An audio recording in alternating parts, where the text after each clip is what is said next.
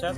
আৰু যি সময়ত ভাৰতত বা গোটেই সমগ্ৰ দেশতে আজি কৰোণাৰ যি ভয়ানক আতংক আৰম্ভ হৈছে, তাৰ মাজতে আজি ৰাতিপুৱাই প্ৰায় 2টামান বজাত বনৰীয়া হাতীয়ে এখন ঘৰ সম্পূৰ্ণৰূপে ক্ষতিসাধন কৰিছে। আৰু ইয়াত বাস কৰা মানে কোন ল'ৰা ছোৱালী আছিলে, মাক আছিলে, তেওঁলোকে 4-5জন ফেমিলি আছিলে। আৰু ইয়াতে তেওঁলোকে কিবাকে এই লকডাউনৰ মাজতে তেওঁলোকে ভয়ত তেওঁলোকৰ নিজৰ প্ৰাণ ৰক্ষা হেতুকে তেওঁলোকে মুকলি জেগাত ওলাই পলাবলগীয়া হৈছিল।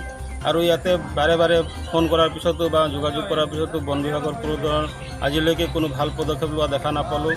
বাৰে বাৰে আমি ইয়াক জনাই আছোঁ বিভাগীয় কৰ্তৃপক্ষক, তেওঁলোকে ইয়াত ভালকৈ বিহিত ব্যৱস্থা ল'ব লাগে, তেওঁলোকৰ পৰা কোনো ধৰণৰ সঁহাৰি পোৱা দেখা।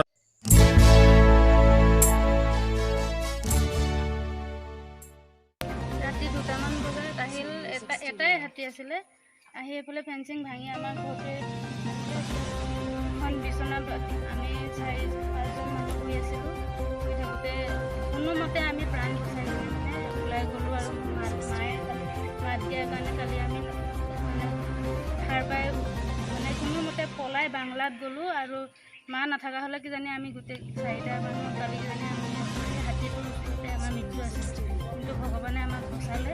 আৰু হ'লেও কি হ'ব এতিয়া, গোটেই চাইকেল 2টা ল'ৰাৰ চাইকেল আছিলে, ডাঙৰ ল'ৰাটো 8ত আৰু সৰুটো 1ত গৈ আছে। 2টা ল'ৰাৰ চাইকেল, কিতাপ পত্ৰ আৰু মানে স্কুলীয়া ড্ৰেছ একো নাই। এতিয়া মুঠতে চব হৈ গ'ল, বাচন বৰ্তন ৰান্ধি খাবলৈ চৌকাত গেছ চব বেয়া কৰি পেলাইছে। এতিয়া ৰান্ধিও খাবলৈ চব শেষ হৈ গৈছে।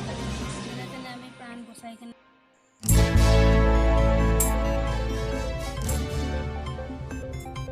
যোৱা নিশা প্ৰায় 9টামান বজাত NC ঔৰংগাজুলিৰ স্থায়ী ব্যক্তি 1 নং চেগুনবাৰীৰ শ্ৰীযুত টাউকে দৰ্জী নামৰ এজন ব্যক্তিগৰাকীক যোৱা নিশা 9টামান বজাত বন্য হস্তি হাতীয়ে প্ৰসাৰ কৰি দুখন ভৰি ভাঙি, তাৰপিছত লগে লগে আমি দেখিবলৈ পাইছোঁ কিছু সংখ্যক লোকৰ ঘৰ দুৱাৰো ভাঙি পেলালে।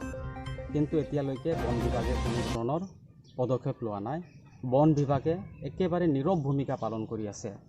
আৰু যিহেতু এতিয়া বৰ্তমান লকডাউনৰ সময়, আৰু লকডাউন ঘৰে ঘৰে সকলো ব্যক্তিয়ে অঞ্চলে অঞ্চলে পালন কৰি আছে, কিন্তু আমি দেখিবলৈ পাইছোঁ এই বন্য হস্তীৰ যিটো নেকি তাণ্ডৱ আজিৰ পৰা নহয়, বিগত দিনবোৰৰ পৰা আজিলৈকে বন্য হস্তীৰ তাণ্ডৱ চলি আছে। কিন্তু তাৰ মাজতো তাৰ ফলতো আমি দেখিবলৈ পোৱা নাই বন বিভাগৰ কোনো ধৰণৰ সচেতন বা এৱাৰনেছমূলক কোনো ধৰণৰ প্ৰগ্ৰাম, যাৰ কাৰণে আজি আমি অসম চাহ জনজাতি ছাত্ৰ সন্থা আটছা ওদালগুৰি জিলা সমিতি হয় আমি সকীয়াই দিছোঁ।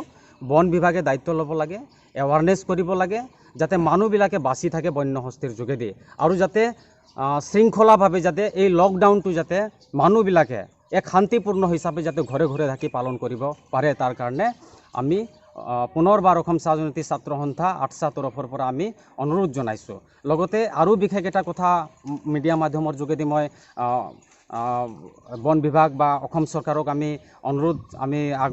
অনুৰোধ কৰিছোঁ, যাতে যিসকল ব্যক্তিয়ে ক্ষতিগ্ৰস্ত হৈছে সেই ব্যক্তিসকলক যাতে ক্ষতিপূৰণ প্ৰদান কৰে। আমাৰ অসম চাহ জনজাতি ছাত্ৰ সন্থা আটছা তৰফৰ পৰা আন্তৰিক অনুৰোধ আগবঢ়ালোঁ। ধন্যবাদ। জয়টো আটছা, জয় আই অসম।